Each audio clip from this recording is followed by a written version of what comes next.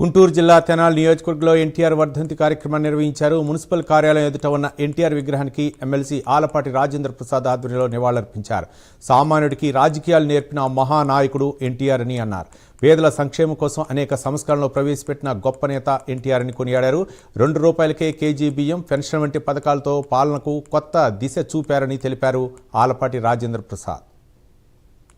భారత్ గాని స్వర్ణాంధ్ర రాష్ట్రం గాని వీటిలో పొందుపరిచిన అంశాలను మనం గమనించినట్లయితే పేదరికాన్ని పోగొట్టాలంటే ఏ రకంగా ఉండాలి, కూడు గుడ్డ నీడ అనేది కల్పించాలి ప్రతి ఒక్క పేదవాడికి అని చెప్పినటువంటి ఆనాటి మాట అన్న నందమూరి తారక రాముడి యొక్క మాట ఈనాడు ఆచరణాత్మకంగా అమలు చేయాలనే ఆలోచన ఈనాడు ప్రపంచం మొత్తం కూడా ఉంది అనే దానికి ఈ రోజున మార్గదర్శి.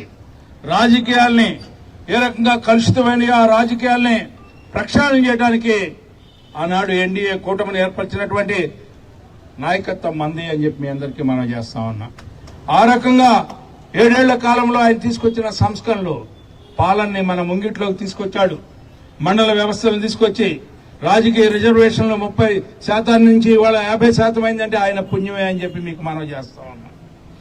ఆ రకంగా ఈ రోజున సామాన్యుడికి ₹2 కిలో బియ్యం గాని పెన్షన్ అనే పదానికి అర్థం చెప్పినటువంటి నాయకుడు అన్న నందమూరి తారక రామారావు గారు.